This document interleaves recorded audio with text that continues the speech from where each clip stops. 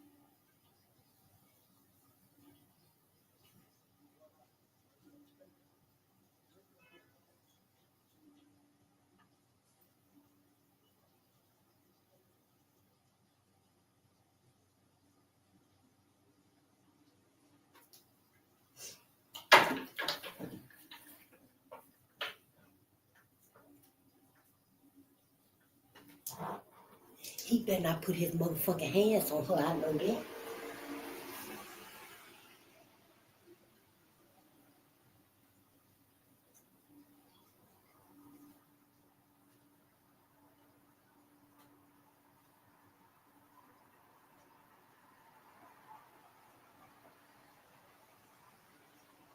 With your punk ass!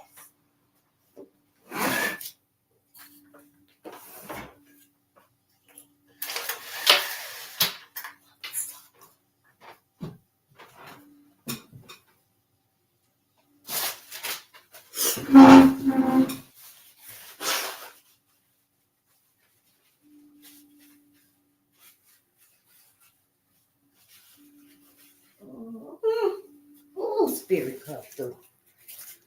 Good day and gratitude, family. This is Face the Nation. I'm back on Bolden Unchained. I'm with Bolden Unchained. And we're here again tonight, midnight with the ancestors. Yes. And we are here. Bolden Unchained is here to assist Black America. We are here, and white America. White America needs some healing too. They need to wake their ass up too, you know.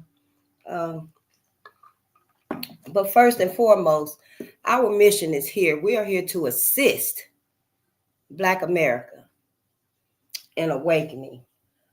We have so much wisdom and guidance in our Black medias. And Bolden Unchained is here to assist in the uncovering and the confronting of white supremacy / racism and all the many agendas and products, agendas and projects. I haven't wrote any of this down. I'm just trying to, come up with my own. AI is good though, so use it if you must. But we here, to assist in the uncovering and the confrontations against white supremacy / racism. It is our focus, our aim, to assist Black America in waking up and remembering our past. That happened. I know we like to think because of the indoctrination that it didn't happen. It didn't happen to us. You didn't do it. It was so long ago. They're dead now. But all of that is bullshit. It happened. And it will happen again.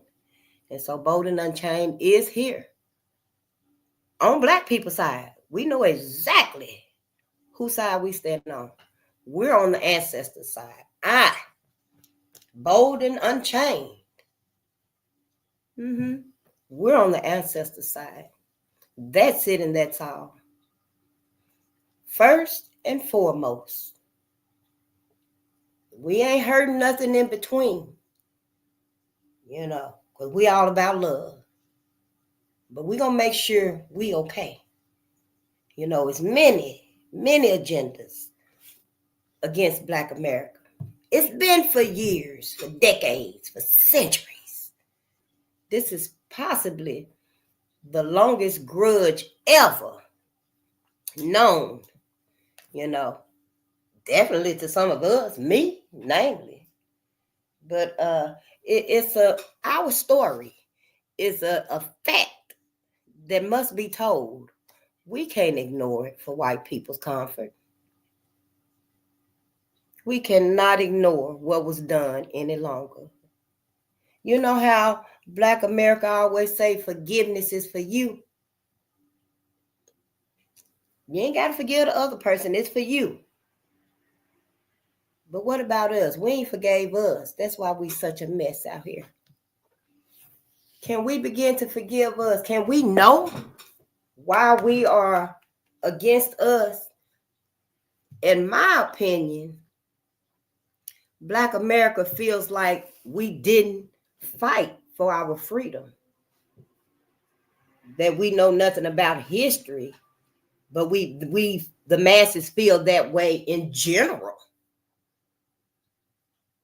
But we've always fought for our freedom. Black America has always fought. White media just has never told us. White media has never shown us that Black America fought back, that we fight back. They have made us into this couch potato. Whereas wherever Black focus, Black needs are desired, we turn the other cheek. We play possum on Black excellence, what Black needs, on the flourishing of Black. But I want y'all to understand this. Through all of this,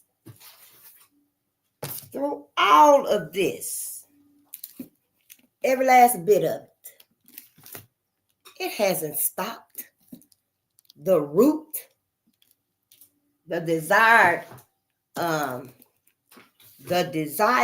outcome of all of this is gone internal now. White folks know. See, white folks know. Now, I'm not saying the white folks that's down on our level, because a lot of them is just pawns they sell. And they don't know, But on the whole, we can't ignore 10,000 because 100 of them don't know. That's just it, and that's all. But I want to say that I don't watch a lot of white mainstream media, white news, white TV. I don't watch a lot of it. I rather watch Black media that's telling about what's going on with me, my people, my communities. The progress and the setbacks, the good and the bad. And that's what we're going to have to do. We can't just keep ignoring us so that, we can keep the peace. That's not working. I understand if this sounds divisive to Black America, but it's not divisive. What has happened is divisive. That's why it must be talked about. That's why we must talk about this right here. If we to even get along in society, we need to discuss these things. I mean, black people have a fear that they don't even know why they have it. Black people, we instinctively have two masks. One we have when we with each other, and one we have when we around white people or whatever that's supposed to be. I forgot who that was, how they put it, the two masks, the dual mask or whatever. But Black America, it's our time to wake up. There's no more excuses for nobody. What was done to our ancestors, there's no more excuses for nobody. We will get through these racial violences, these lynchings and mob rule and legal lynchings, but you know they're still happening. Yeah, you didn't. That's because you don't listen to black media. You only listen to mainstream media, which is telling you what they want you to know. They telling you about all the stampedes. They telling you about our aggressive, weaker links. Aggressive, weaker links. Those that's misled and think they the shit and they, think they're untouchable till they end up, behind bars or underground.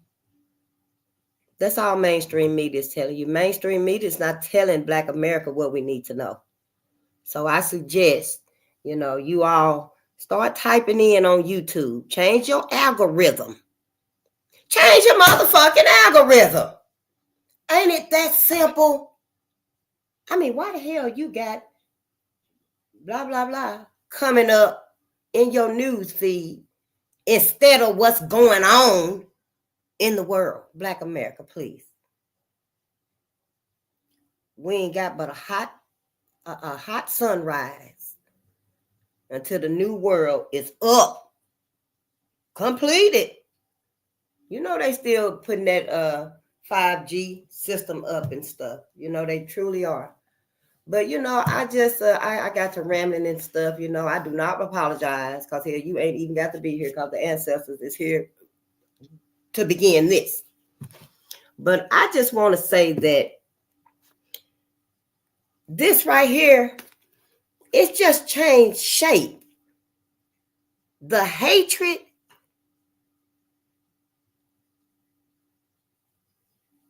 is still there.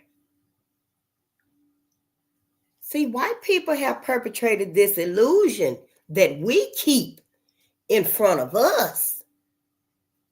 But it's not true. We can look all around us and stuff. Look at all the interracial. And I got a video we're going to watch too about that interracial. See, this right here, it took a lot of us out. We are taking a lot of us out. Because white supremacy racism /racism, that's its mission. That's its mission.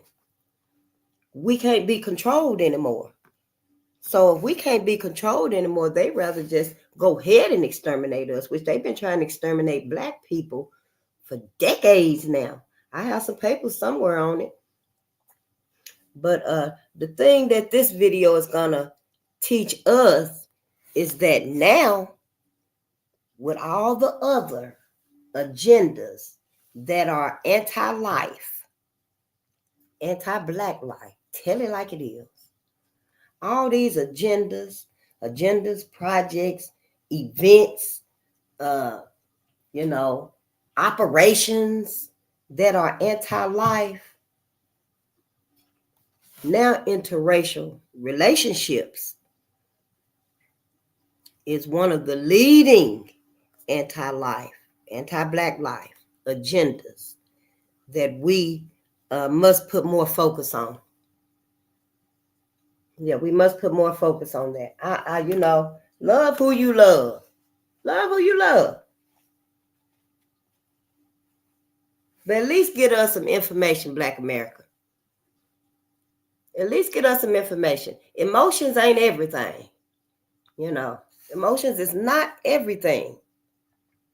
And we as a people need to know that wiping out, exterminating Black people, the Black man and the Black woman, that is That's America's number one mission, is to wipe out Black America.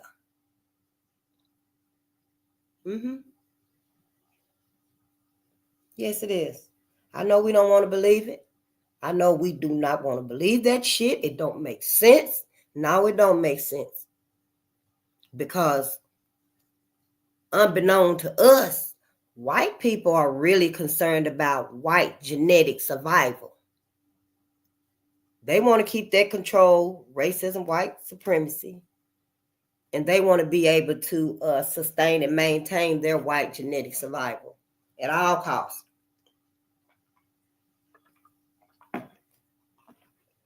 This whole thing has been so diabolical.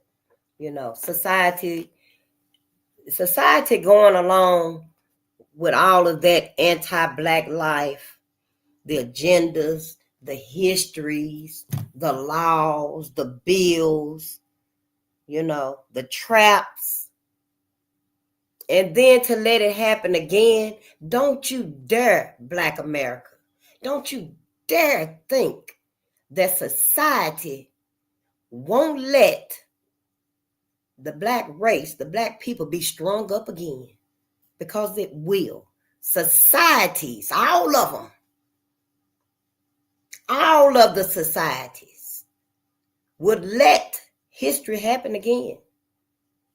So don't mislead yourself. Don't mislead our children. We ain't got but a short while here. Most of us, how old are you? You know, I like to say I'm holding back 29, but yeah, I'm a little over half 100 myself. 52. Going strong. And I know one thing, before I leave here, I need to have tried to make some type of amends, of cushions, of comfort, of change for my own grandchildren and great-grandchildren. Yeah, I failed my babies too. I failed everything, but not about this right here. This the last of the last. So I don't know if it sit that way with you, but please find out how you gonna sit, legs crossed, Indian style, you know. Find how it sit with you, because we can't keep doing this and ignoring Black America for whatever reason, just so white America won't feel some type of way. White America always gonna feel some type of way. You know, and now we know why the Black family is non-existent. We know why the Black family is non-existent. When we go to church and stuff, and they want to talk to us about the Holy, the Trinity, the three, man, woman, and child.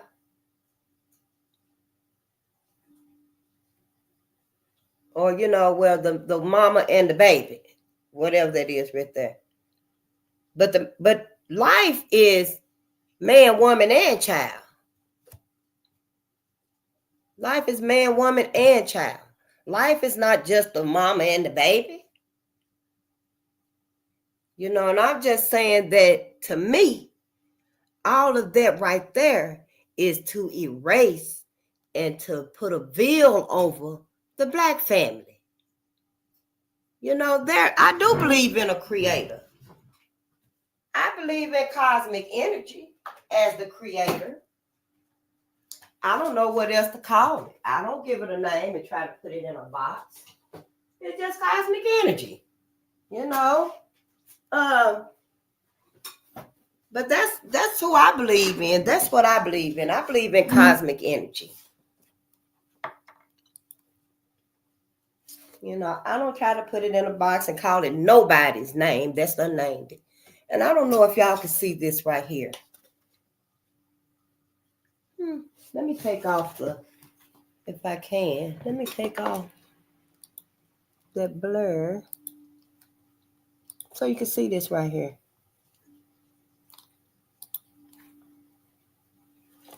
See, look. This is what white America is afraid of. Huh? Everybody's in agreement that, okay, the black family must go. Everybody in society is in agreement that black America must be kept blind, must be kept in ignorance of themselves. Everyone is in agreement that if black people know who they are, life itself will become pro-life. And we all know that a majority of the people in society, our own too, this is everybody, a majority of the people in society, they love the negative. They love the drama. They love the chaos. They love cutting down the trees and stuff. A little bit too much to want to see the harmonizing of life, the animal life, the earth, the vibes, the harmony of life, just living. A lot of people don't want that, because if it's the black people who are up here vibing at that highest frequency, then that's not what they want. That's not what societies want, because they want the chaos, the madness, the caves, the huge caves. They want, the fancy. It's crazy. The lengths. I mean, the time, the patience, the energy that has been put into exterminating black America is so motherfucking surreal. Y'all ain't gonna believe this shit. For real, black America. And I'm not lying to y'all. I am not lying to y'all, honey. This is a whole motherfucking setup to exterminate black America. You ain't wanted no more. You ain't even needed no more. Let societies tell it. You have been officially replaced in every way, right down to your walk, your talk, your dance, your swag. Yeah. The only thing keeping black America is the ancestors. You better wake y'all asses up and know who saved you. Because if them open enemies have their way, oh yeah, history will repeat itself. And this time, just for those who can envision, this time it won't be no escaping through trees, running through the wilderness and, creating an underground railroad. Because this time, black America, it's finna be drones, robotic dogs, autonomous vehicles. Ain't no trees really no more because they cut them all down. It's finna be captivity and enslavement that is really futuristic. It's really why? Why else? Black America. I mean, are we really content with man-made nature? I'm not. Is y'all really content with man-made nature and man-made nurturing? I'm not. Hell no, I'm not. It's man-made.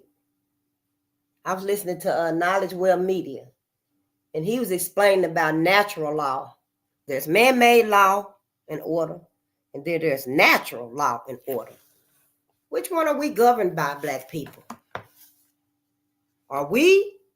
Because see, we not like everybody else. Fuck what they say. Fuck that dumb shit. We not like everybody else. I know I'm not like everybody else. Black America, I'll wake the hell up. But anyway, this video that I am going to share is talking about interracial relationships. Yep. Yes, honey. Yep. That white woman and that black man, or switch the races, switch the genders, the sexes, have that first baby, and that baby mixed. When that baby grow up and have their baby with a white person, that baby's a little bit lighter. When that baby grow up and have that baby, their baby, with a white person, that baby's a little bit lighter. In a few decades, it's done naturally through sex, procreating, done erased the black people right on up out of here. Yep. I know, right? But see, we as trusting people, we thought it was all right. We thought change was on the horizon, honey. We thought, oh yeah, it's changed. Now we all can be together. We can marry, we can eat together, go to school together and stuff. But see, that was diabolical too. That was diabolical too. Because motherfuckers is so sneaky against Black America. Woo-wee.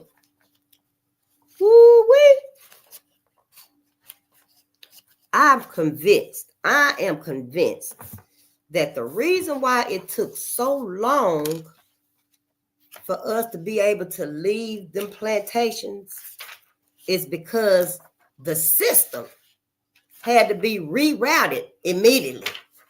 Yeah, they had a little time to work, to tweak the system so that when we integrated into the system, it was ready with all the sabotages and redlining and the blocking and the black codes and stuff, Before we left them plantations, it was signed, sealed, and delivered.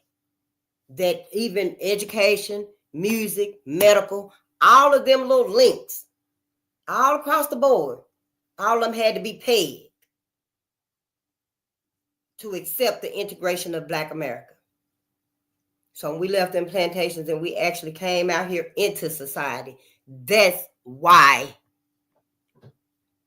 we were so easily corralled and steered like we have been. And when we left them plantations, we should have said, fuck all that bullshit. We doing our own thing anyway. We doing our own thing again and again and again. It's okay to do our own thing as a people. We all still integrated anyway. Look at the Amish. We don't even hardly see their asses, but they still part of society. See, Black America, that's the thing about it. We as a people are too afraid. We too afraid to stand on our own in everything. As though we have no gifts, no talents. See, that's how dumbed down we've been. Everything in America. Black people invented it. White people didn't invent everything. That's what we're reading at 12 o'clock noon. We're reading about our heroes, our inventors, and our scientists. We're reading about our poets. We're reading about our greats, heroes and sheroes. And that's 12 o'clock noon most days. I'm still working on getting myself up and out there so I can be part of the solution too. And I advise you to do the same. So let's watch this video right here. And it's going to get back to what I was saying about interracial dating. See, we think it's just, us falling in love with who we falling in love with. No, it's bigger than that bullshit. It's bigger than that shit. It is bigger than that because 9 times out of 10, we set up anyway. Just, oh, we have no idea. Black America.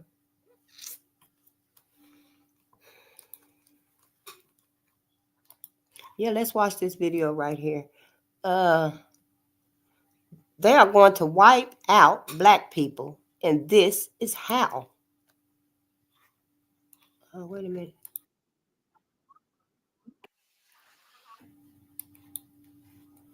Okay.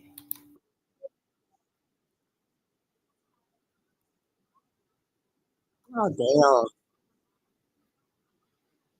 One of those episodes that one needs to whisper, you know, right, right, because it's happening under the table and people, it's like it's just passing in our faces, but not above really. The table people are eating, but under the table things are happening. Yeah. And guys, so we came across this video of a young African American woman who was giving Dr. Umar his props for whatever he usually preaches about Pan-Africanism and the need of black people to stick together. Yeah, and in this episode, she's just gonna be talking to us about her observations. And guys, I feel like we've done this episode before and in a different form. Yeah, but we were focusing on Africa, right? But also citing examples in America. And she's basically talking about the same thing. So if something keeps on clicking in your mind and then it's bound to happen, right? But guys, let's just watch this video and then we're gonna be coming back with our commentaries to talk about it after the video. Consider subscribing if you've not,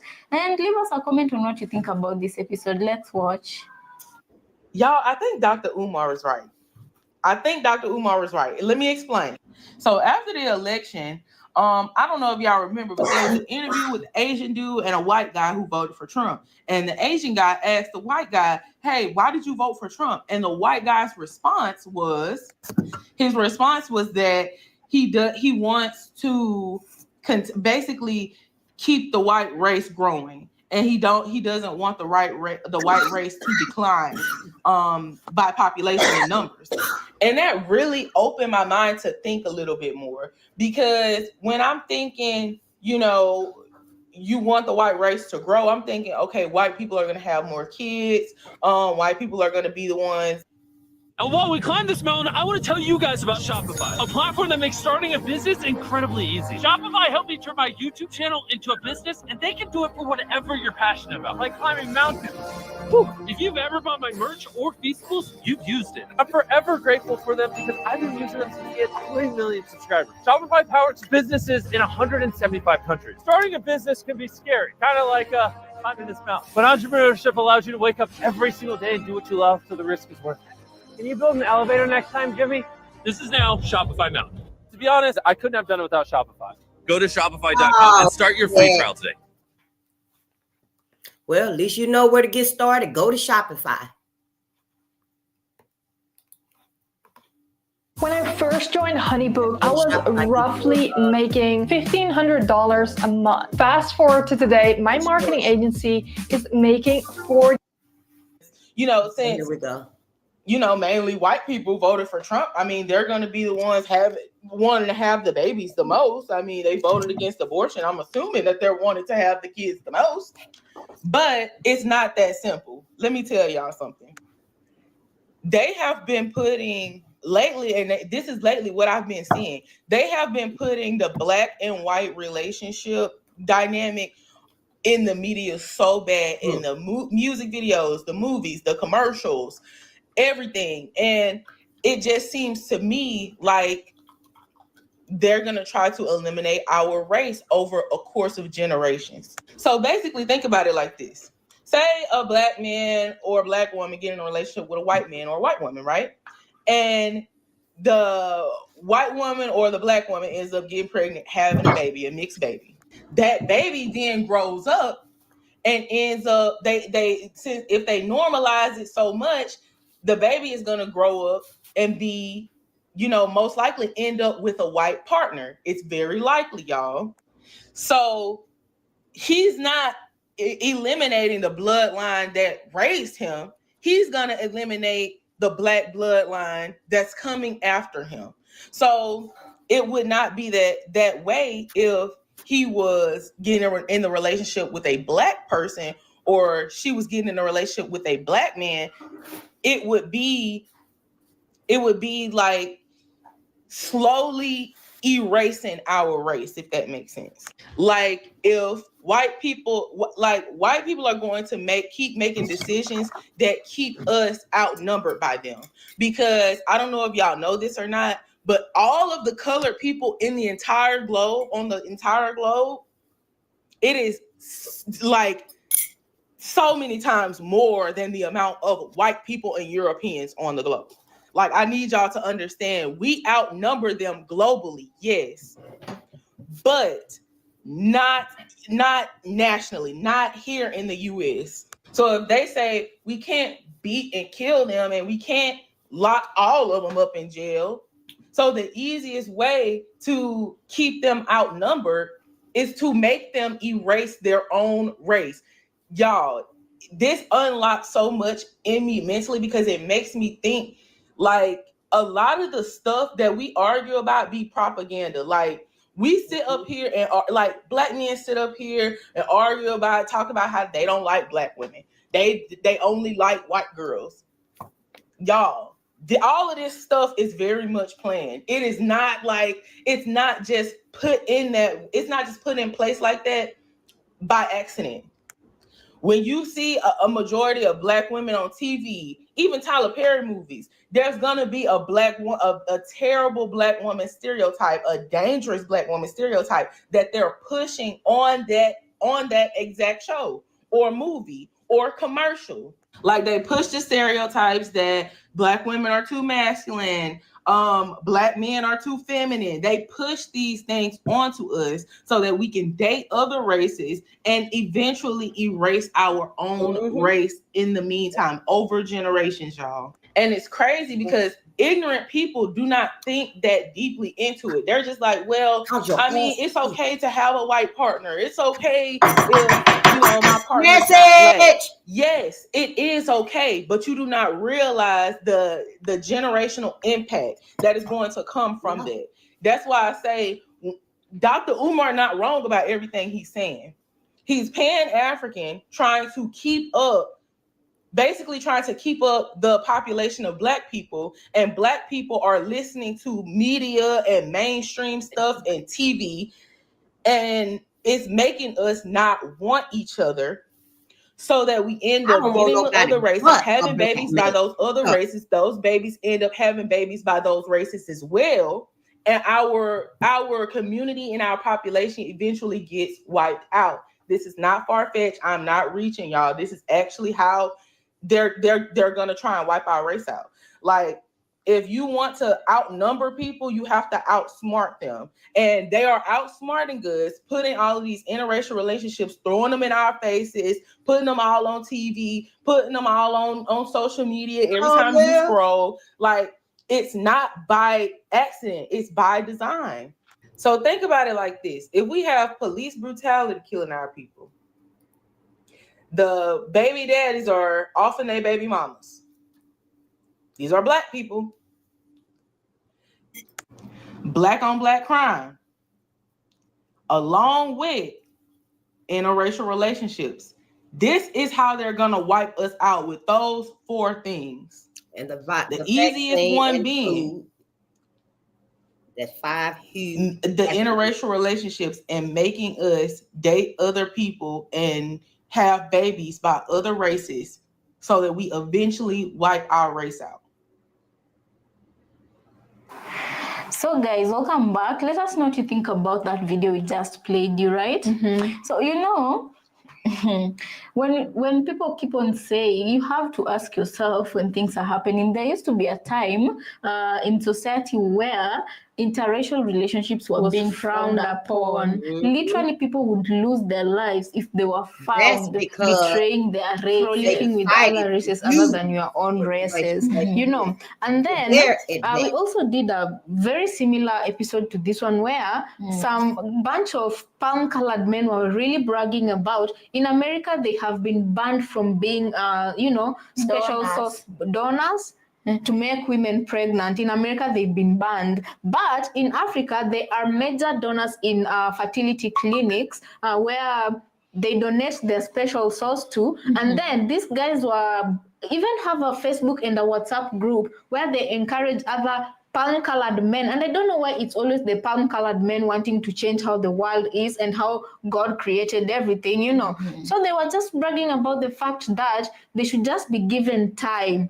They are going to bleach the whole of Africa. They want to be Father Abraham of Africa. Instead of letting the black gene spread, they're gonna cut it by the knee, and they'll be the people who will be proud to be told they are responsible for doing that, doing what other people creating could not. a whole different, you know. And guys, you know, some things you shouldn't take lightly. Much as I feel like they can never succeed, they will never succeed. They've always been trying. If they were to succeed, they already would have, with all the underhanded things they've been doing. I think they are well on their way there. You think they're not succeeding, but compare the amount of racially ambiguous people now as to 10 years ago. It's true. The Don't number even has go far. increased. Just 5 years ago, the number has significantly increased. And this is what, because they're using the least lethal way. They don't have to, well, some of them still do anyway, but they don't have to grape anybody. They don't have to come in and plunder.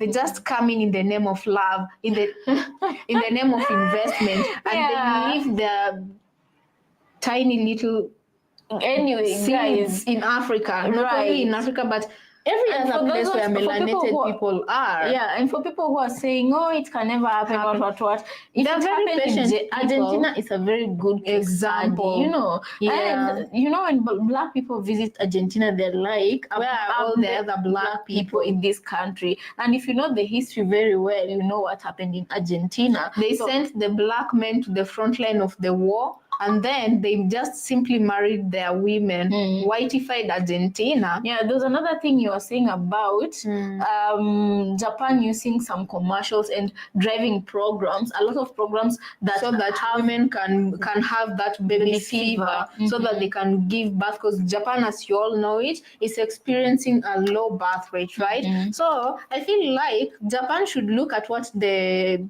white controlled American media is doing because American media has successfully romanticized interracial relationships, right? Because like right now, it's not only in Africa or America.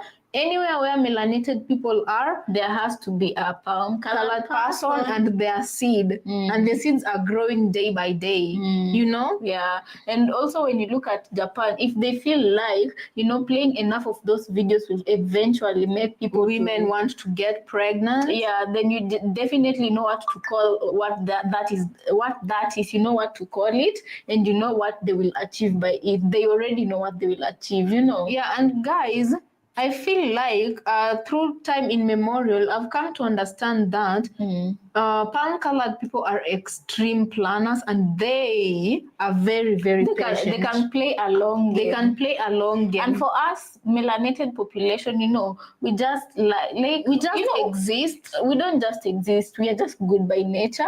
True. We tend to forgive and forget. You know, generations to come, there are those ones who don't even remember what their ancestors went through the hands of someone else. But this, they end up marrying the other, you know, giving them babies and whatnot. But this, you know, you can't entirely blame melanated people, because the palm-colored population is severely trying to wipe out the black history. Because you see, even when Donald Trump said he will take office, he's gonna stop the education of black history, because he says it's traumatic and it just brings people backwards. And why do they want melanated people to not learn about what they are capable of? It's because they are preparing and marinating melanated people to, you know, guys, you know how the saying goes. Yeah, let us know what you think about this episode. I think we're going to be leaving it there. And when somebody is trying to, what I'll leave you with, my last words, when somebody is trying to warn you about something, just try and take a look at the trends in society. Because I feel like Dr. Umar talks about a lot of things, you know. But for some reason, some You people can't kind of ignore live, him. yeah, you live in ignorance because Right. despite the warnings, people just do, until consequences are met. It's when you remember somebody somewhere warned about this, Yeah. Anyway, guys, let us know what you think about this episode on the comment section. As usual, we thank you so much for keeping us company on this one. Let's catch you on the next. Consider subscribing if it's your first time here.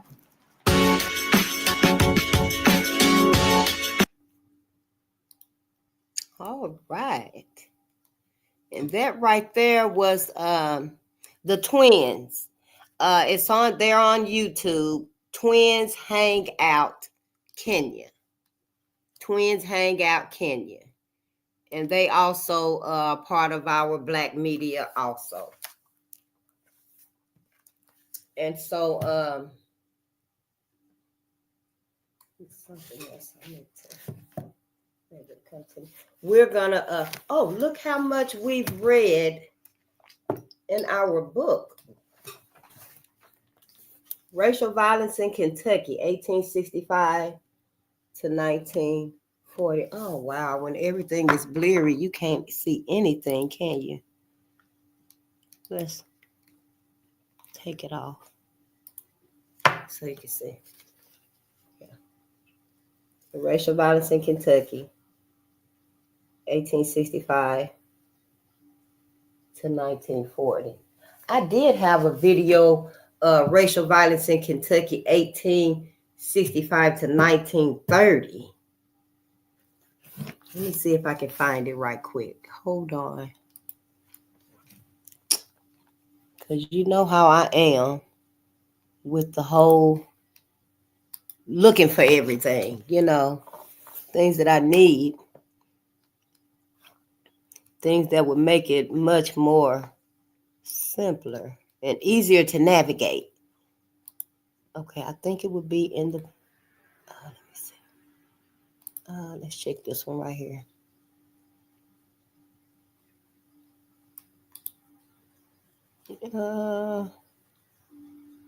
Oh yeah, this is it. Yep, it's called. Oh yeah, I remember this. I don't think we're gonna watch this one right here. Maybe not tonight, definitely, because it's an hour and 5 minutes long. But I do have it in here.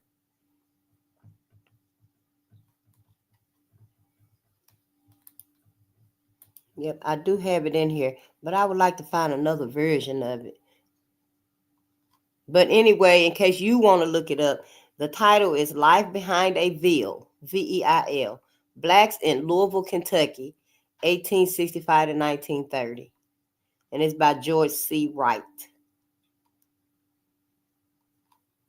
Yeah, so it's too long for tonight. But we're going to resume our reading. Racial Violence in Kentucky, 1865 to 1940.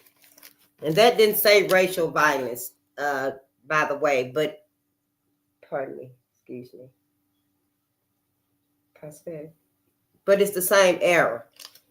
So it can kind of give you I haven't watched it either, to give you a parallel vision of what was going on and, with white America and hopefully another viewpoint. But let's get here. Chapter 6, Meeting Mob Violence with Renewed Determination, 1900 to 1940. The 20th century would see the continuation of efforts to eliminate mob violence in Kentucky. Just like William O. Bradley before them, various governors adopted measures, some of which were drastic and highly controversial, to end lynchings. White newspaper editors began denouncing all acts of violence, even when Afro-Americans were guilty of rape or murder. A number of organizations also joined in the quest to end violence. All along, Afro-Americans, through a variety of ways, including armed resistance, remained determined to end racial violence. Despite these efforts, racial violence remained a fact of life in Kentucky. At least 70 people died at the hands of lynch mobs between 1900 and 1934, including 4 innocent youths in Russellville, David Walker and his family in Hickman,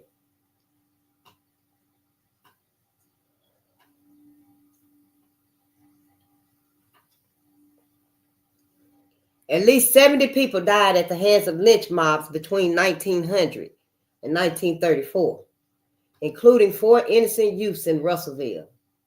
David Walker and his family in Hickman, Kentucky. Will Porter at the Livermore Opera House. And 2 men in the largest town in western Kentucky in 1916. During the early decades of the new century, an unknown number of Black people were forced to flee their homes after being attacked by night riders in several western Kentucky counties and by hostile white railroad workers or coal miners in parts of eastern Kentucky. With the possibility of a lynching being a constant concern to them, Blacks, especially during the first 15 years of the 1900s, continued taking up arms to prevent mobs from removing Black prisoners from the jails. On several occasions, they even went so far as to shoot as soon as whites approached the jailhouse. Obviously, a few Afro-Americans had come to realize that only by adopting this tactic could they hope to turn back a white mob, because they was coming. And when they decided they coming to get a Black man, they coming. They don't care how long it take. They don't care if they got to burn the whole house down to hold jail. On several occasions, they even went so far as to shoot as soon as whites approached the jailhouse. Obviously, a few Afro-Americans had come to realize that only by adopting this tactic could they hope to turn back a white mob. About 60 men rushed to jail in Maysville on July 14, 2002, in an attempt to get Charles Gaskins, Gaskins, on trial for the murder of a Flemingburg police officer.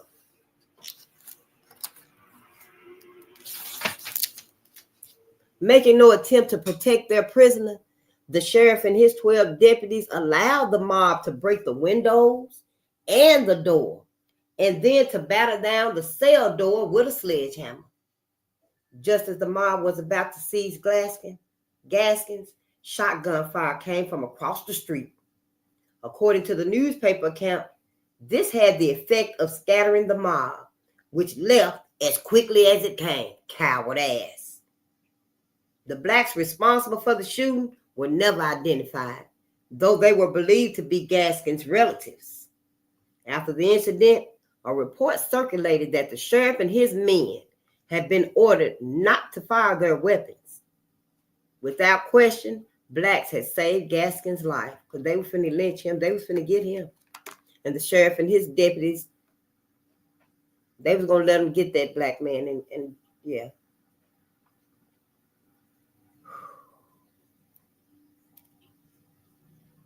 Around midnight on June 14, 1904, a group of white people went to the jail in Lebanon Junction, intent on lynching Marie Thompson, who had been arrested for the murder of a white farmer. After the men had completely surrounded the jail, one of them secured a sledgehammer and began pounding at the large padlock that held a heavy iron bar in place across the door. Meanwhile, from the rear of the mob, a group of Black people approached and opened fire on the whites. Taken completely by surprise, the white men fled, getting off a few wild shots in their hurried escape from the scene. The gunfire brought most of the people of the village to the jail. The Blacks then made a mistake that cost the Black woman her life. They dispersed after the sheriff and his men promised to protect Thompson if the mob returned. 2 hours later, however, nearly 100 shots were fired, and the woman was dead. Angry over Thompson's death, Blacks blamed the sheriff for refusing to move the woman from Lebanon Junction and for handing her over to the mob.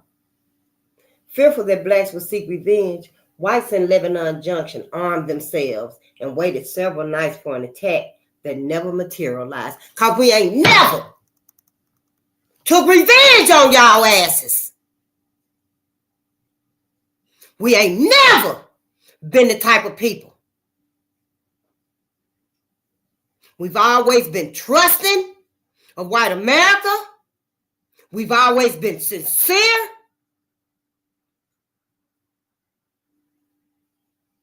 And for y'all even today to put out the narrative and have everybody thinking that we are the ones of madness and murder when we're not. We project our self-hate on each other. There has never been a history of Black people torturing, lynching, burning white people.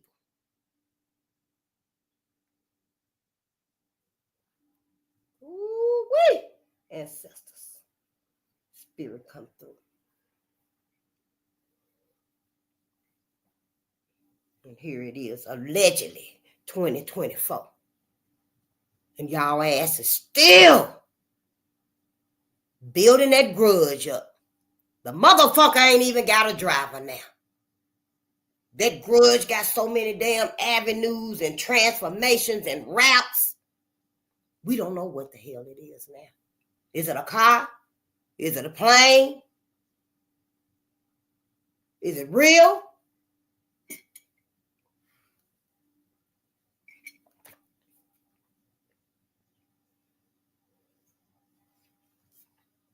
Marie Thompson.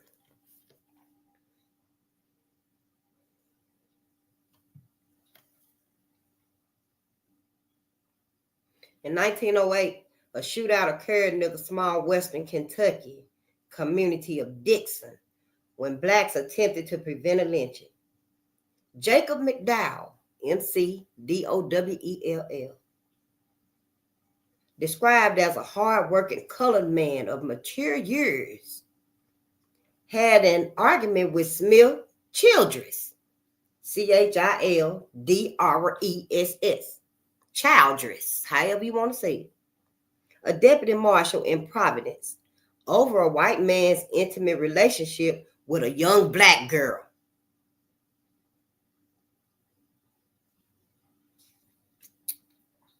As McDowell started to walk away, Childress attempted to shoot him. The Black man ran into a drugstore with Childress close on his heels. Somehow McDowell got the pistol and shot Childress, though not fatally.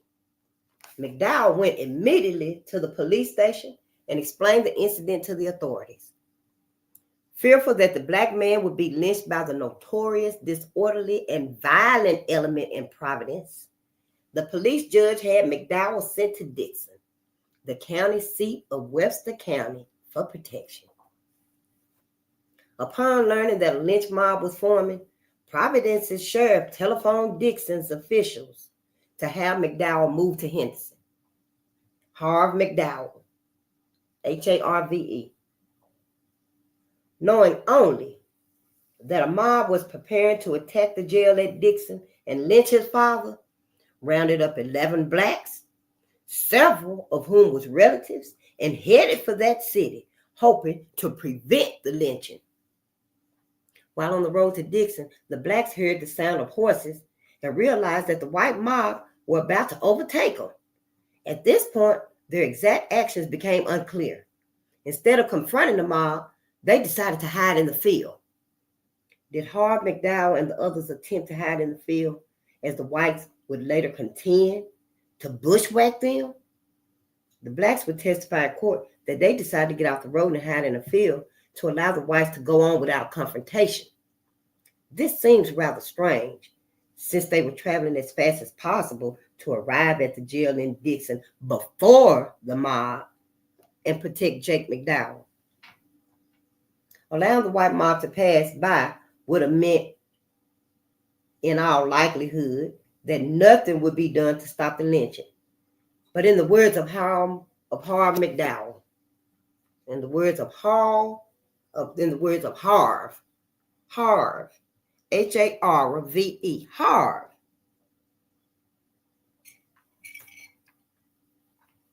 like Harvey, but it's Harv McDowell. And these is his words. When we got up the road further, we were walking awful fast, and we heard a noise behind like horses traveling in the road.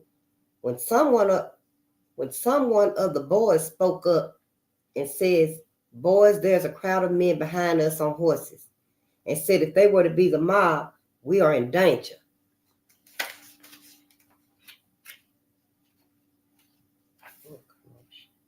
Said we are in danger. And let's get over the fence and let them pass. And in getting over the fence, Haywood got hung on the fence in some way, and his gun went off. And one of the shots hit me in the leg, and I said, "Oh boy, you have shot me." And by that time, they commenced shooting, and we shot back at them and run right off down the hill. Some of the boys were over the fence, and some of them were right at the fence, and one or two were running back down the hill and kept running. During the exchange of gunfire, one white was killed and another one seriously wounded. Ironically, these two men were not from the area, but were traveling salesmen who had come along for the adventure of being involved in a lynching. They weren't even from the area. Ironically, these two men were not from the area, but were traveling salesmen who had come along for the adventure of being involved in a lynching. Mims to me. After notifying the authorities in Dixon that they had been attacked by blacks, the whites, according to one account of the incident, roamed the county all over. Roamed the county over all day Sunday. And on Monday, they picked up 25 Negroes. And out of this number, they learned the names of the 12 men that went to protect Jake McDowell's life. The police arrested the blacks, but refused to arrest any of the whites. About a month after the shooting, McDowell was returned to the jail in Dixon.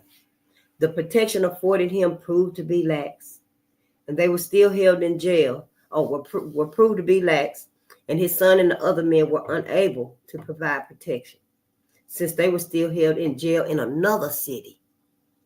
About 2 o'clock on the morning of May the 30th, the jailer awakened to find himself surrounded by a group of masked gunmen. They took McDowell to the Providence Road and riddled his body with bullets. In the pamphlet about McDowell's lynching, the author charged Smith Childress with leading the mob. Had McDowell lived to go on the witness stand, he, Childress, would have been the man scandalized. Going further in his condemnation of the white law officer, the writer noted that several days before the lynching, Childress made a threat on the life of the lawyer who had been hired to defend McDowell. Childress was, the writer concluded, afraid that the lawyer would not only uncover evidence to prove that McDowell was the victimized party, but would then learn the details of Childress's illicit relationship with a young black female. In Stanford, several years later, an argument between two young blacks and 3 white farmers ended with the whites shot and the blacks under arrest. Believing that the men would be lynched, 15 armed blacks from Maxville, Macksville, a Negro settlement near Stanford, stood guard at the jail. They built a bonfire in the street back of the courthouse, and several shots were heard from the camp during the night. Prepared for violence, the men wore white handkerchiefs on their left sleeves to avoid shooting a fellow black by accident. Their show of force and determination to prevent a lynching spurred the jailer to action. He armed the black prisoners, undoubtedly a measure to which few, if any, other white jailers had resorted, and locked his son in the cell with them. The anticipated mob never materialized. The lynchings of Brock Henley. He armed the black prisoners And he put his son in there with them. Yep, the mob never came. The lynchings of Brock Henley and Luther Durrett, Durrett, led to a period of turmoil in Paducah, Kentucky. Rumors of black revenge began circulating immediately after the lynchings of the two black men. Giving fuel to the rumors was the unsuccessful attempt by an estimated 50 blacks to acquire pistols and rifles from the hardware stores. Acting on the advice of the police, the merchants refused to sell weapons to blacks. Just as the police had done in the 1890s, city commissioners, believing that blacks would riot, deputized dozens of men and provided them with arms.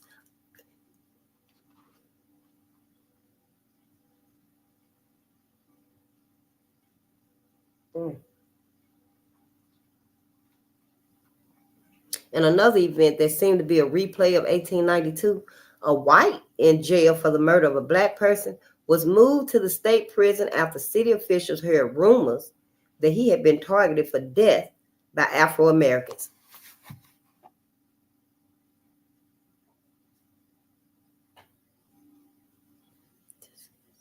Conniving motherfuckers. So goddamn conniving, y'all asses. Also, city farmers instructed police chief J.W. Eaker to break up any meetings or gatherings of Negroes and to prevent trouble if possible. Although running the risk of white backlash, blacks refused to let the matter rest. George Ross, R-O-S-S, who had led the lynching to avenge the alleged assault on his wife, decided to leave Paducah after receiving several death threats from Afro-Americans. Ollie Childress, from Black Americans. Black also took out some of their frustrations on a white police officer, Ollie Childress, who attempted to break up a Halloween celebration in the black community by pulling masks off of a number of people and by using profanity at them. Several men responded by beating the hell out of Childress, who remained in a dangerous situation until other officers arrived in the black neighborhood. As a sign of unity and approval of the beating, no one came forward to identify the men who had attacked Childress.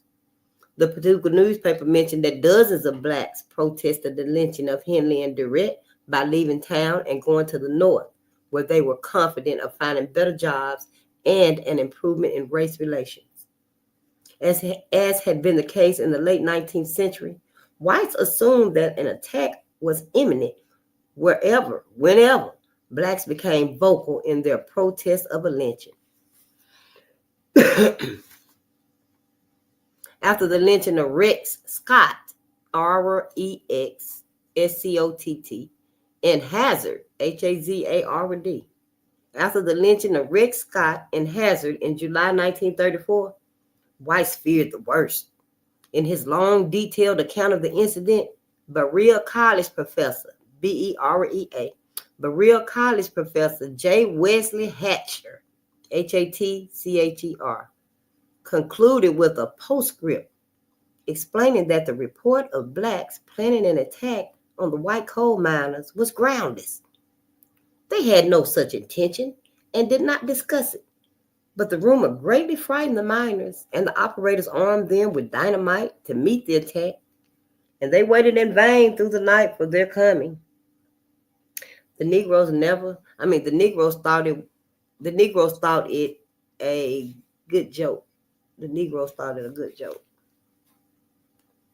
From the administration of Augustus E. Wilson through that of Ruby Laffoon, L-A-F-F-O-O-N, the governors proved to be important allies of blacks in their attempts to end lynchings.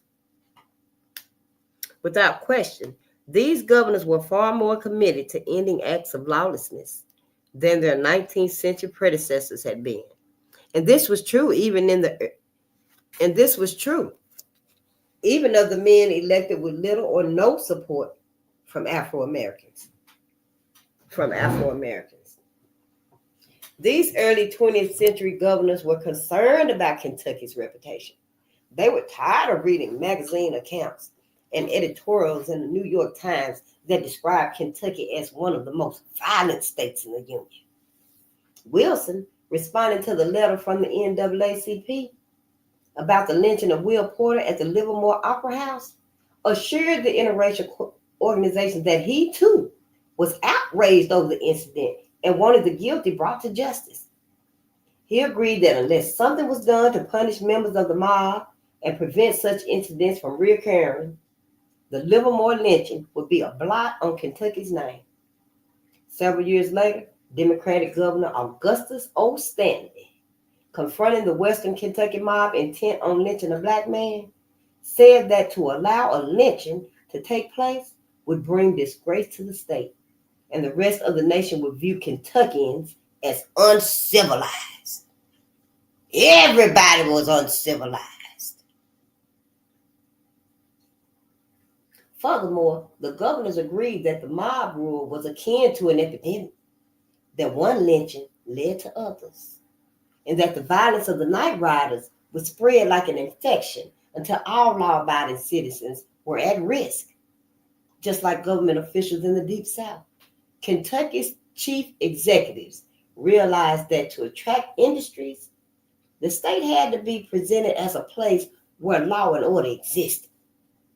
In their attempts to prevent lynching and mob violence, the governors also went to great lengths to reassure the good citizens, who often took the law into their own hands, that they too wanted criminals to pay for their transgressions, that they were not soft on crime, but as the governors steadfastly maintained, that punishment must be meted out by local and state officials. In their quest to end violence, the governors acknowledged that blacks were the primary targets of mobs. Nevertheless, they did not seek to improve the overall conditions of African Americans as a way of helping to end lawlessness.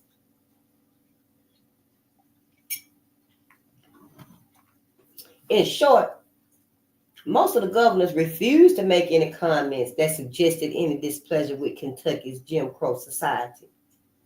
Only two Republicans, Wilson and Edwin P. Morrow, Morrow, went that far.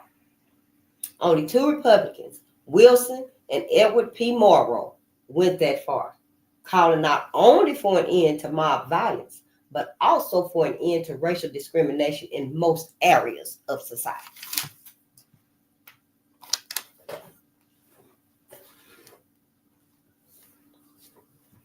When he became governor in 1907, Wilson took immediate steps to try to end the lawlessness in Western Kentucky. He called for the prosecution of criminals and chastised several county attorneys and judges for saying that the night riders were well-meaning but frustrated citizens. In words rarely used by an elected official in Kentucky, Wilson denounced the night riders for the lynching of David Walker and his family in Hickman, Kentucky. If 2 or 3 men had gone to this poor cabin and murdered this family, the crime would have shocked humanity with its revelation of incredible weakness, brutality, and dastardly cowardice.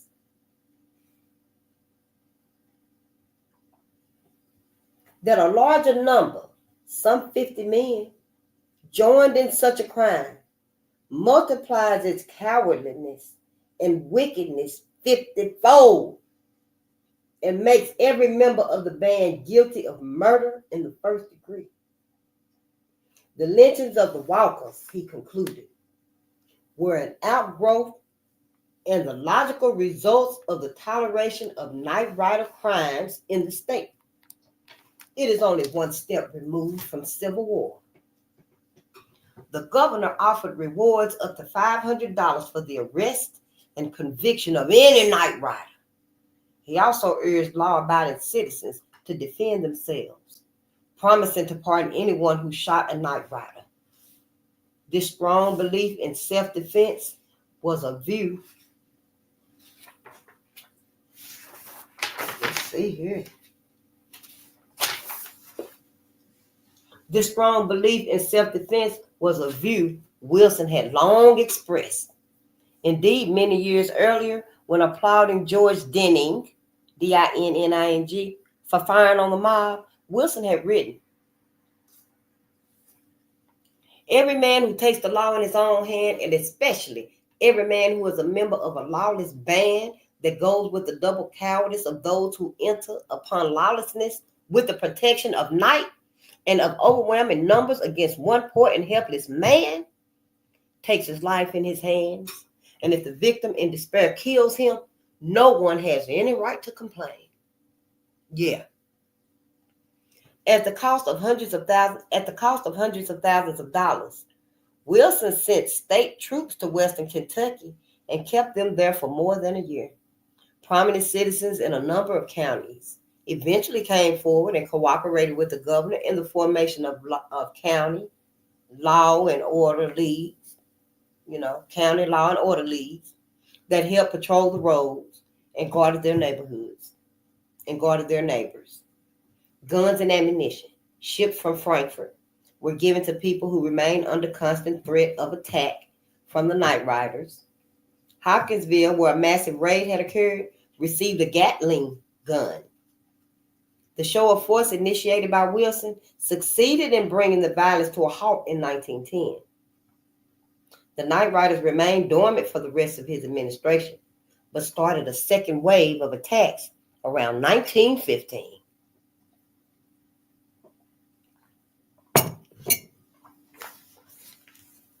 Wilson strongly pushed for the prosecution of lynches. Wilson strongly pushed for the prosecution of lynchers during his administration. He criticized Shelbyville officials after the lynchings of Eugene Marshall and Wade Patterson and the near lynching of Jim West. His willingness to press for the conviction of the people involved in the Opera House slaying of Will Porter surprised and pleased the NAACP. Indeed, Wilson's assertion that something had to be done led to the arrest and trial of a number of men, though, of course, none of them were found guilty by their fellow townsmen. Wilson started the movement that ultimately led to the passage of a new anti-lynching law almost a decade after he left office. Ironically, Augustus O. Stanley, a Democrat who lacked Wilson's commitment to Black progress, received praise throughout the nation as a Southern governor who combated lynching. On January 9, 1917, Lube Martin, Lube, Lube Martin, Martin, went on trial for the murder of Guthrie Doig, Guthrie, Doig,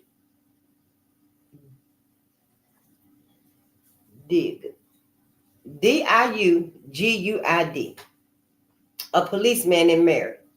Fully aware of the hostile environment and the strong possibility that a mob might try to lynch his client, Martin's attorney requested a continuance in the case.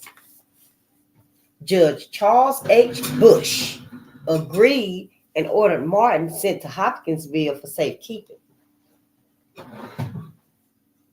The next day, a mob surrounded the judge's office, and threatened to lynch him unless he had Martin brought back and turned over to them. Incredibly, the judge gave in to the mob's demand and sent word for Martin's return. Fortunately for Martin, someone informed Governor Stanley of these developments, and he quickly countermanded Bush's order. Determined to prevent another embarrassing lynching like those of Henley and Durrett several months earlier in Paducah, Stanley then wired a message to officials in Murray, saying that he was coming by express train to the city, and that if the mob members desired, they could lynch him instead of Martin. Once in Murray, the governor, a native of Western Kentucky, quickly won the admiration of the mob. Stanley told them of his oath to uphold the law and added that under no circumstances would Martin be turned over to them. The national press wrote accounts of Stanley saving the black man's life. Yet, as the governor wrote in a confidential letter to Bush, he had come to Mary not so much to save the life of this Negro, not so much to save the life of this Negro, who was for the time being secure, but to save your own, which I had every reason to believe was in imminent peril. The National Office of the NAACP contributed to the incident's widespread publicity by having an article published showcasing Stanley as a governor willing to put his own life on the line to uphold the law. Roy Nash of the National Office wrote to Arthur Krock, Krock, managing editor of the Louisville Courier-Journal, asking him to send a reporter to Murray to write a story about the incident. The NAACP agreed to cover the expenses of the writer. T.R. Moss of the editorial department accepted the assignment with one stipulation, that his name not be used on the story. Nash replied, if the story is published, we will run it over the name of Thomas Randolph, as you suggest, and you can rest assured that your connection with the matter will be kept entirely confidential. The article, The Governor and the Mob, with its laudatory, Laudatory, with its laudatory account of the actions of Stanley, was published by the Independent in late February. The article also helped the NAACP. The organization was trying to convince the U.S. Congress to pass a federal anti-lynching bill and wanted to show how local officials were often at the mercy of lynch mobs. A year after the incident, Stanley was still being praised for saving Martin's life. On one occasion, he appeared before a cheering crowd of blacks at a religious convention in Frankfort. Under his administration, all Kentuckians would receive fair hearings, and he would take whatever steps necessary to prevent lynchings, the governor informed the crowd. Clearly, the incident in Mary strengthened Stanley's determination to denounce mob rule. In August 1917, he returned to Western Kentucky to prevent the lynching of another black man.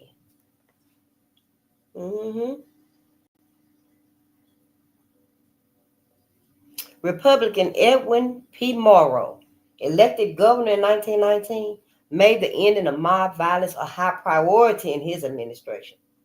Like Stanley, he received national attention for preventing the lynching of a black man.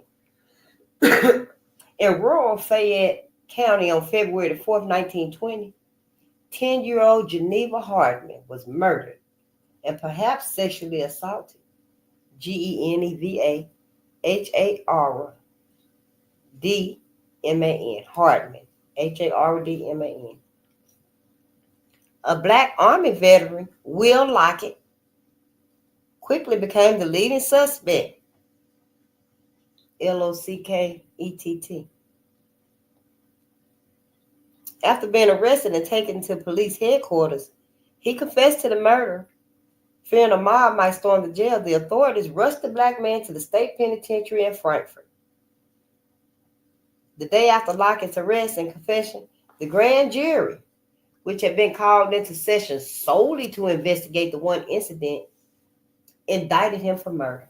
The county judge announced that in Lockett's case, there would be no delay or change of venue, and that the trial would start in Lexington on Monday, only 5 days after the murder. Governor Morrow assured Lexington officials that troops would be sent to protect Lockett on his return to the city. When given orders to the adjutant general of the state militia, the governor reportedly said, "Do as much as you have to do to keep that Negro in the hands of the law. If he falls into the hands of the mob, I do not expect to see you alive." In an attempt to convince the public to allow the law to take its course, the city's two daily newspapers, the Herald and the Leader, said that Lockett's trial would be quick and the outcome certain. Under heavy guard, the black man was returned to Lexington, early that Monday. All of the seats in the courtroom were quickly taken, and the majority of people had to remain outside. The trial promptly started at 9 o'clock and ended in less than 30 minutes. Lockett simplified matters by pleading guilty, though he asked for a life sentence instead of death.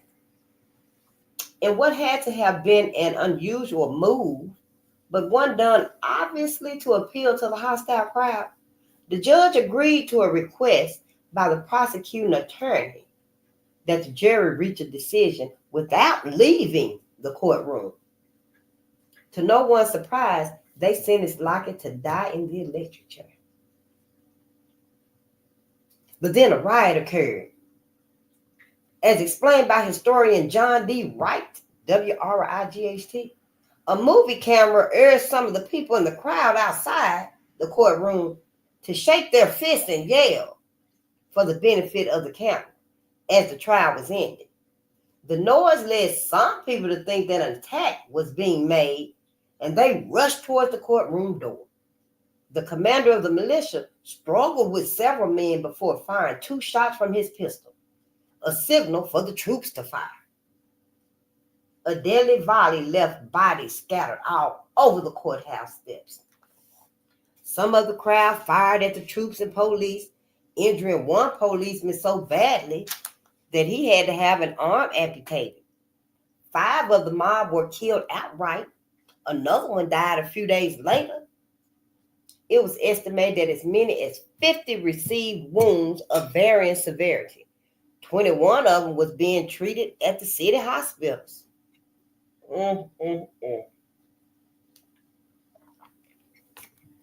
I mean, damn this thing, ain't it? Oh, I sure didn't know that we wasn't on there, but that's cool. Okay, let's just finish this here. Governor Morrow received praise throughout the nation for the repelling of the mob by the state militia. Trying to downplay his actions, he asked, "What else was I to do? Don't people expect governors to do their duty?" He asked, "What else was I to do? Don't people expect governors to do their duty?" Almost all of the newspaper accounts were favorable, saying that the law must be upheld. Writing in the crisis, W.E.B. Du Bois called the incident the second battle of Lexington. After reminding his readers about the shots that had been fired in the name of freedom at Lexington and Concord in 1775, he said, "In Kentucky, 5 men were killed in the second battle of Lexington. Was it worthwhile? Already lynch law has cost America 3,000 lives, and mob law has taken 10 times that many. If further bloody toll can be saved by 5 deaths, we have gotten off far more cheaply than we deserve."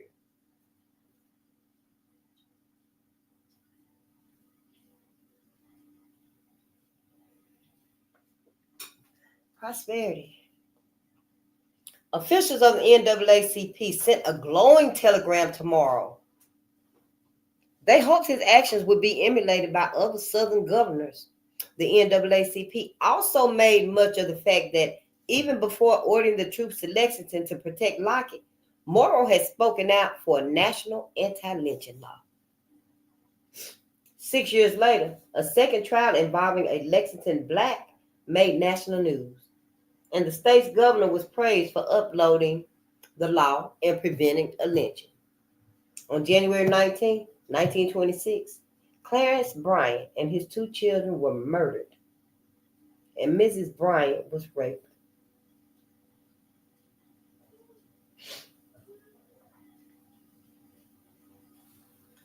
Guilt quickly centered on their farmland. Guilt quickly centered on their farmland. Let me try to read this again.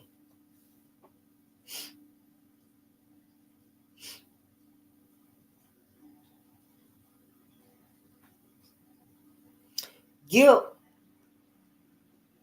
quickly centered on their farmland. Ed Harris, alias John Henry Jones. He was captured on a freight train leaving town. Just like Lockett before him, Harris was taken to Frankfurt for safekeeping. Democratic Governor William J. Fields quickly took control of the situation, proclaiming that no halfway measures would be adopted should there be an attempt to lynch Harris. Working with Lexington and Fayette County officials, the governor announced a number of measures to discourage a mob from forming when Harris returned for trial in early February. For the duration of the trial, the city would be placed under martial law. A large contingent of guardsmen would keep the peace and protect the courthouse. The main roads leading into Lexington would be closed. Public transportation on the interurban train and on bus lines would be stopped. Most of the businesses located in the city, including the stockyards and tobacco houses, would be shut down. Everyone entering the courthouse would be searched. Several tanks would also be brought to the city to assist the already heavily armed guardsmen. On the morning of the trial, Harris was wrapped in a blanket, placed in a car of the adjutant general, and driven to Lexington. Meanwhile, a guard was carried out of the prison in a blanket, put in a tank, and also driven to Lexington. Given all the strict measures instituted in the presence of more than 100 troops, it would have been surprising and suicidal for a mob to attempt to seize Harris. Indeed, the citizens of Lexington surely knew that at that slightest sign of provocation, the troops would be given the order to fire, just as they had at the trial of Lockett. With the jury already sworn in and obviously having already made up their minds, Harris' entire trial lasted 16 minutes. He was, of course, given the death sentence. Harris was on his way back to Frankfurt before many of the spectators had arrived at the courthouse. Just as before, nearly all observers and state and local officials had no choice but to adopt such drastic methods, and to resort to a quick trial if a lynching was to be prevented. In an editorial entitled "Lexington's Guarded Courthouse," the New York Times explained that law-respecting citizens of Lexington cannot take exception to the elaborate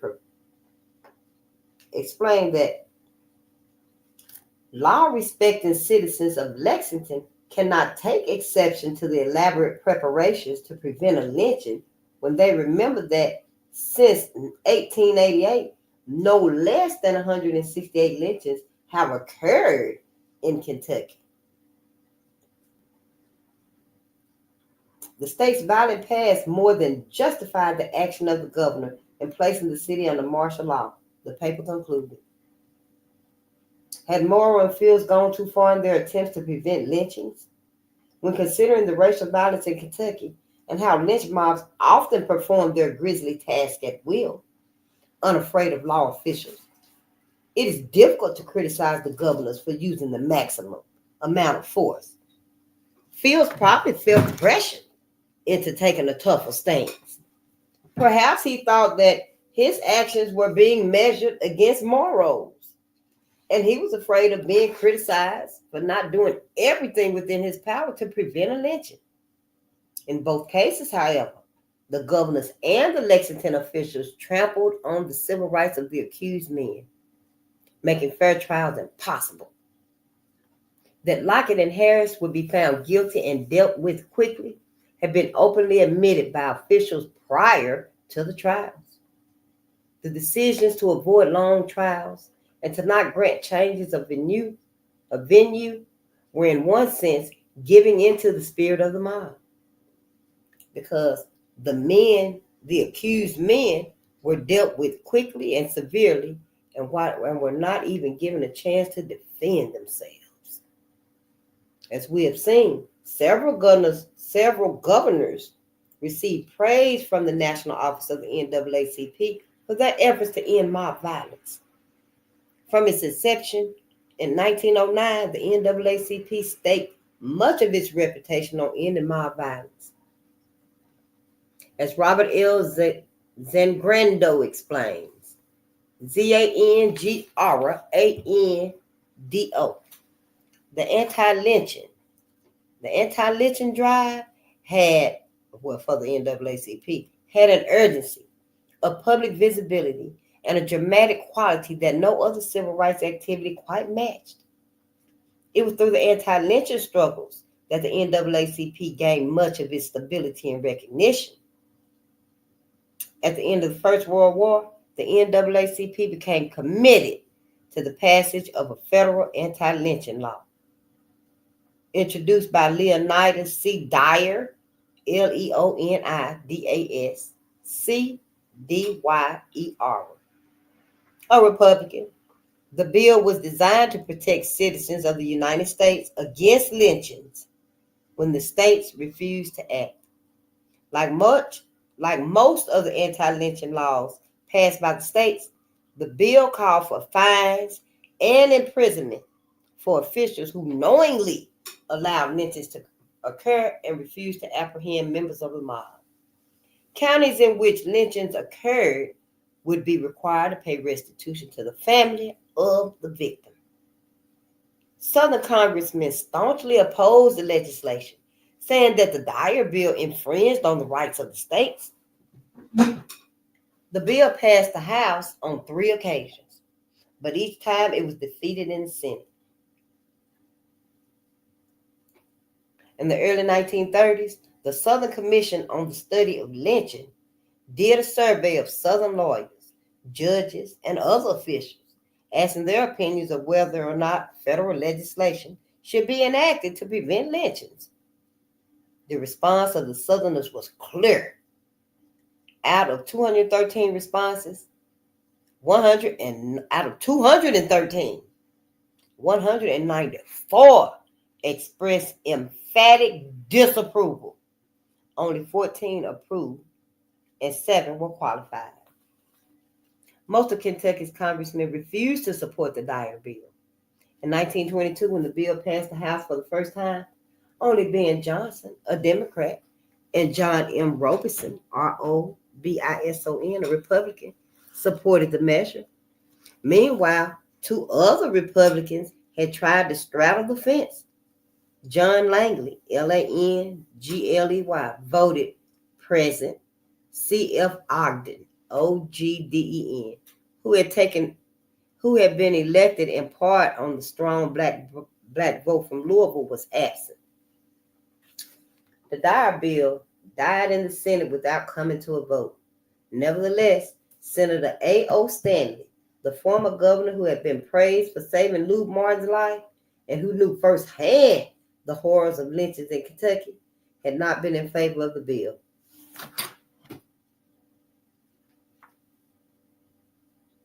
Wait a minute.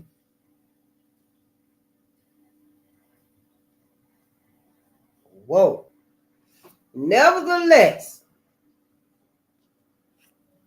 it says now, let's back up one more sentence here.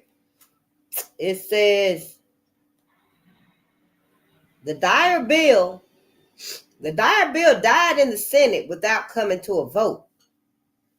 Nevertheless, Senator A.O. Stanley, y'all remember, we just read about him, the former governor who had been praised for saving Lou Martin's life and who knew firsthand the horrors of lynching in Kentucky, had not been in favor of the anti-lynching bill.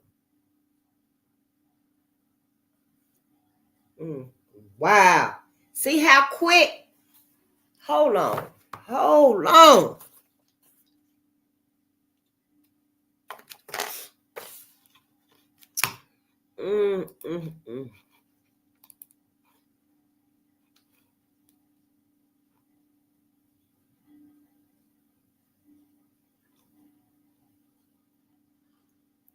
Ooh-wee.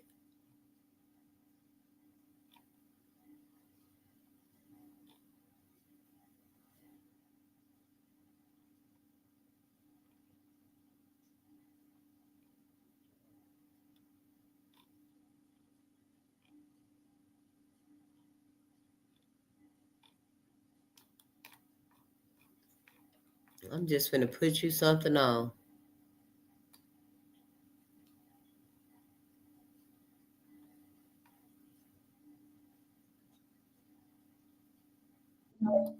Oh shit.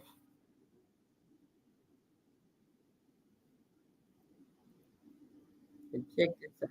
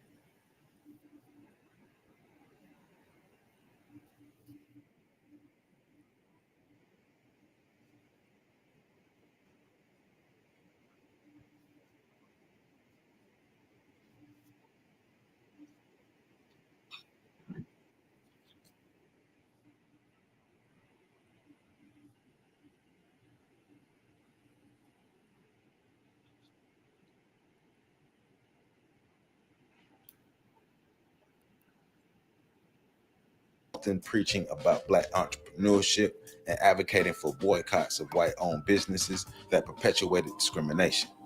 His sermons were as scholarly as they were provocative. In one notable sermon titled, "It's Safe to Murder Negroes," Johns condemned the systematic devaluation of Black lives, pointing to the widespread acceptance of lynching and racial violence in the South. His courage in addressing such topics from the pulpit often alienated more conservative church members who preferred a less confrontational approach. Frustration with his outspokenness ultimately led to his resignation in 1952, paving the way for the church to hire Dr. Martin Luther King Jr., whose leadership would ignite the Montgomery bus boycott. Though Johns left Dexter Avenue Baptist Church under pressure, his influence endured in the civil rights movement. His emphasis on Black economic independence, direct action, and moral courage shaped the strategies of leaders like King. Indeed, many of John's ideas, such as boycotts and mass mobilization, would later define the civil rights movement.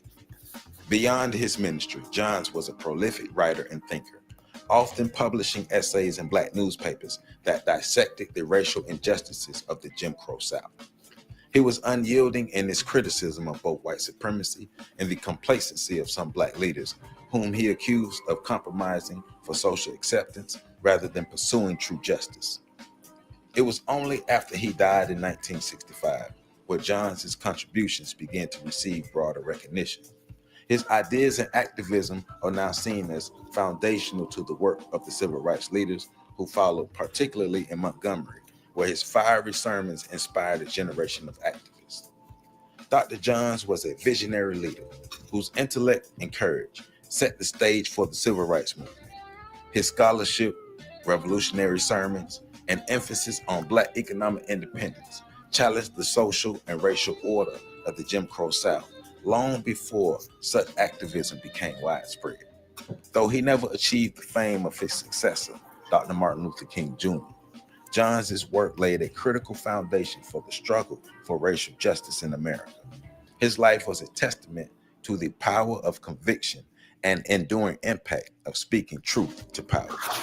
To Dr. Vernon Johns, we proudly stand on your shoulders. For more information, please visit my website at www.ontheshoulders1.com.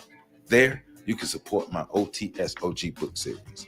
You can also support me on Patreon at patreon.com/OTSOG. And you can hit the super like button under this video.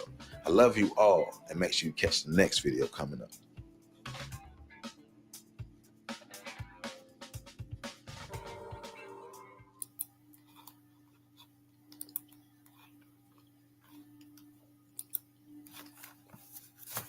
Thank you, family. That was On the Shoulders of Giants.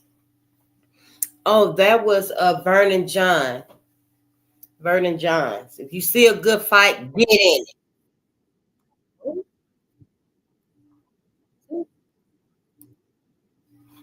Mm. Oh.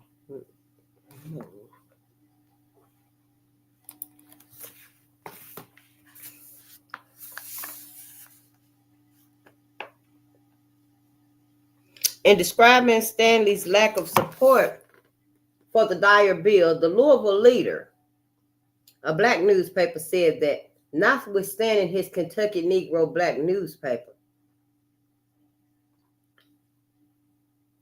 in describing Stanley's lack of support for the Dyer bill, the Louisville Leader, a black newspaper, said that notwithstanding his Kentucky Negro friends and the votes they might cast in November, Senator Stanley is a Democrat, pledged to the Democratic caucus, and bound to vote with the Democratic South on all measures affecting the Negro.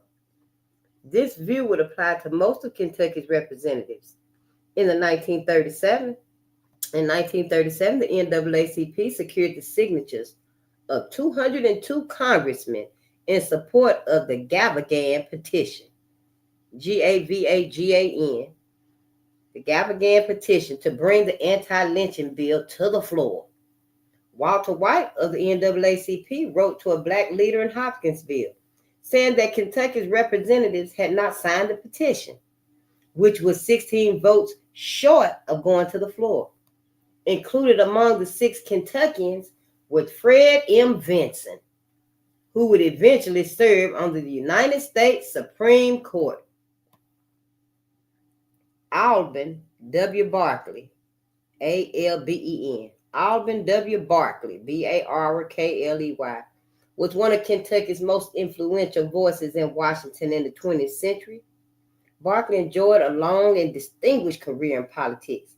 He served in the United States House of Representatives from 1913 to 1927, in the United States Senate from 1927 to 1949, and from 1954 to 1956 as Majority Leader of the Senate. From 1937 to 1949, and as Vice President of the United States from 1949 to 1953. As Majority Leader, Barkley was placed in the center of the controversy over the anti-lynching bill. In 1937, Walter White informed the Kentucky branches of the NAACP that the national office appreciated Barkley's efforts to bring the bill to a vote. I know you'll be happy to hear how courageous and completely fair Senator Barkley has been with the respect of the bill. Throughout all this difficult parliamentary procedure, Senator Barkley has, with rare courage, stood firmly for complete adherence both to the letter and to the spirit of the special order voted by the Senate last August the 12th to make the anti-lynching bill the first order of business after the Farm Bill. Damn. After the Farm Bill. After the Farm Bill. For the animals.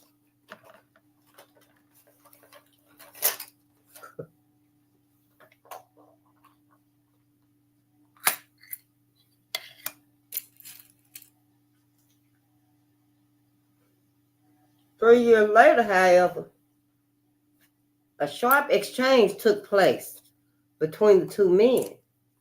See, White accused Barkley of stalling on the anti-lynching bill and of refusing to discuss the proposed legislation with members of the NAACP. White reminded Barkley of a statement he had made in the New York Herald Tribune on April 1st, 1940. The sooner Congress adjourns, the likelihood would be. The sooner Congress adjourns, the less the likelihood would be that the bill will have to be taken up by the Senate. In response, Barkley claimed that he had done everything to bring the bill to a vote. When I labored through a 6 weeks filibuster in the last Congress, making every possible effort to bring the anti-lynching bill to a vote. You were quite familiar with the situation and expressed your appreciation for the efforts which I had made. He did concede, however, that he was reluctant to bring the bill up until all other legislation had been disposed of, for the reason that whenever this measure is taken up,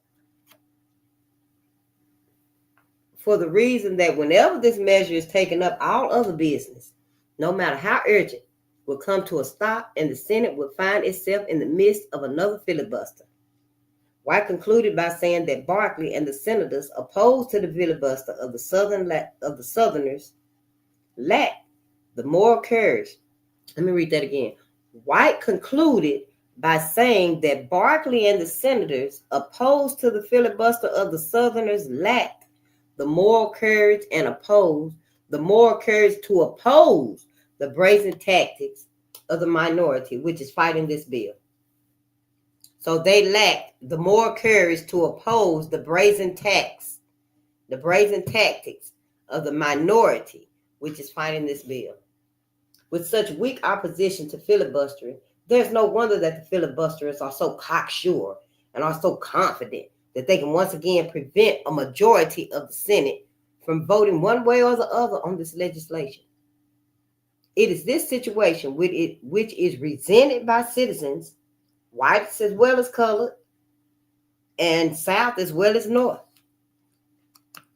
Although failing in its attempt to have a federal anti-lynching law enacted, the NAACP worked for the passage of a law against mob violence in Kentucky. Okay, let's read that one more time.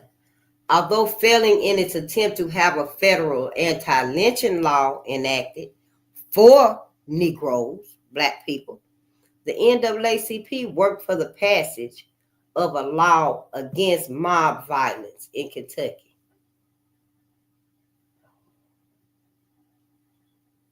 The state had, of course, passed an anti-lynching law in 1897 and had modified it 5 years earlier.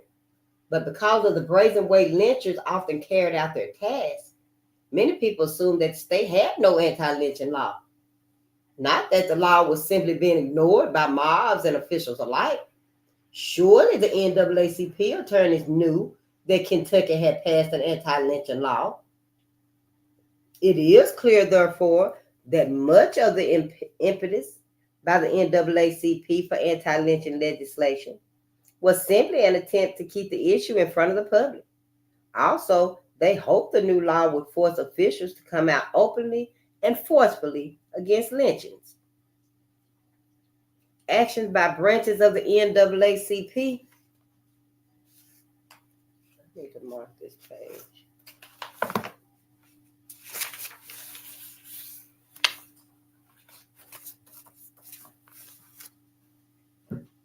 Actions by branches of the NAACP in Kentucky proved key to the efforts of the association to pass a new law. The first branch had been founded in Louisville in 1914, primarily to challenge the Louisville Residential Segregation Ordinance, which prohibited Blacks from living in certain sections of the city. The United States Supreme Court overturned that ordinance in November 1917. Members of the Louisville NAACP then turned their attention to other discriminatory laws and to lynchings and helped form branches in other cities.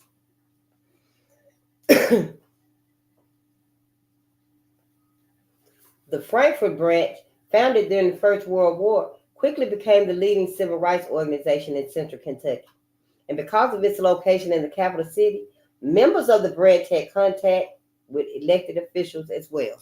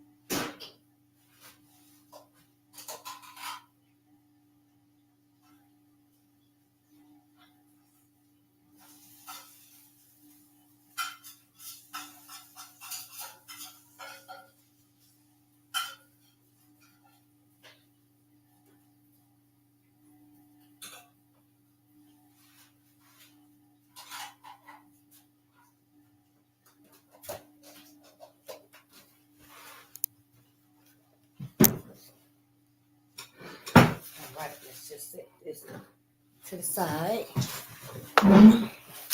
Oh, I really hope we can finish this. Let's see how's the battery looking. Oh man.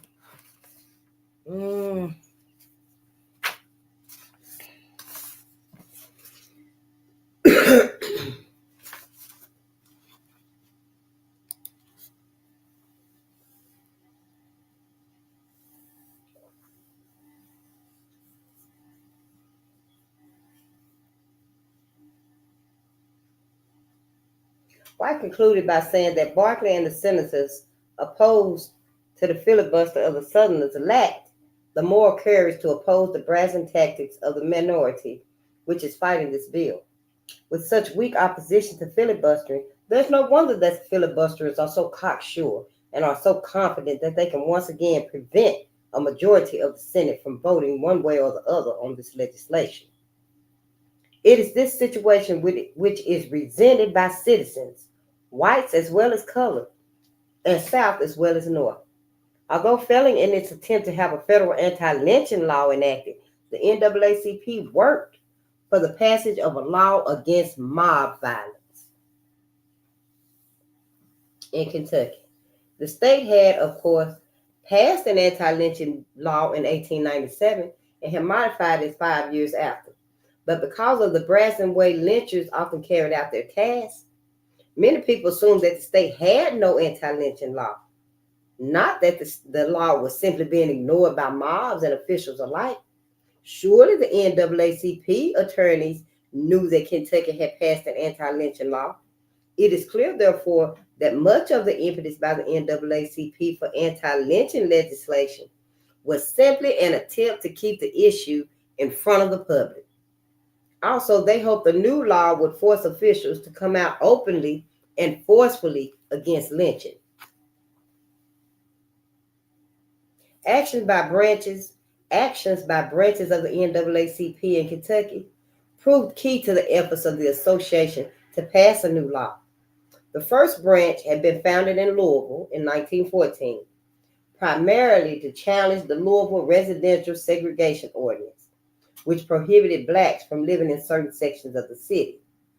The United States Supreme Court overturned that ordinance in November 1917.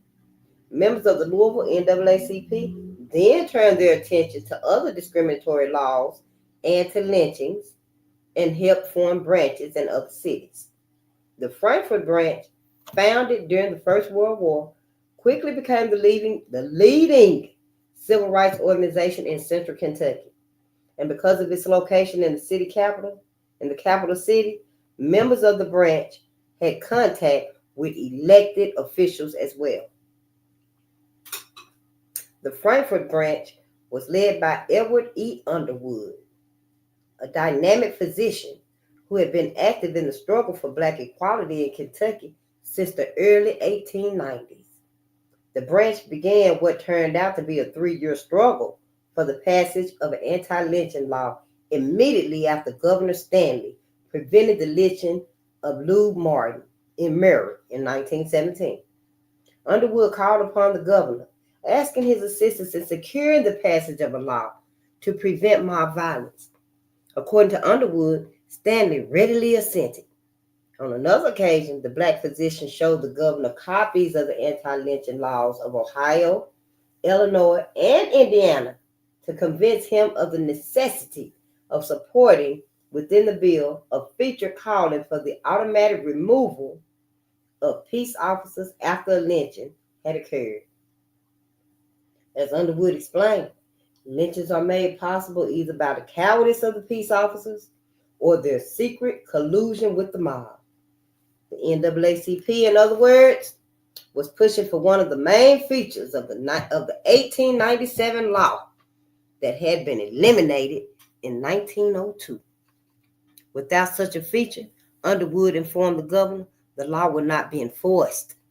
The Constitution at that time did not permit removal of officers except by impeachment or indictment, and we had little faith in courts or juries to secure our ends by either of those means. The anti-lynching law was not submitted to the Kentucky General Assembly, however, until Edwin Morrow became governor, partly because he, even more than Stanley, was committed to the passage of the bill. The proposed legislation placed the burden of preventing mob violence on the sheriff and the other officers in charge of a prisoner. Section 3 of the new law clearly explained that if any prisoner was taken from the sheriff or peace officer and lynched or injured, that act shall be prima facie evidence of neglect of duty on the part of such officer. And when such failure in or neglect of duty was made known to the governor, he would declare the office vacant. Section 4 also provided controversial. It gave the county judge the task of selecting someone to fill the vacancy. On several occasions, county judges merely selected the wives of suspended jailers to serve out their terms. Section 5 of the proposed law outlined the procedure to be followed by the suspended jailer when petitioning the governor for reinstatement to office. Morrow had argued that for the law to be effective, it was important that the governor, not local officials, handle the appeal. As he explained, we had to fight at the last legislature to prevent the anti-mob law being passed with a provision under which the peace officer removed by governor might appeal to the courts for reinstatement, thus throwing his case back into local politics. The final section noted that any officer removed by the governor was disqualified from holding any office in Kentucky for 4 years. Introduced into the Senate on February 20th, 1920, the bill passed without a negative vote. Oh, no, I read that wrong. The bill passed without a dissenting vote and sailed through the White House several weeks later, also without negative votes, none. The unanimous approval of the anti-lynching bill indicates that public support of mob law had become unacceptable, at least among Kentucky's elected officials. In the presence of Dr. Underwood and other members of the NAACP, Governor Morrow signed the bill on March 22nd, 1920.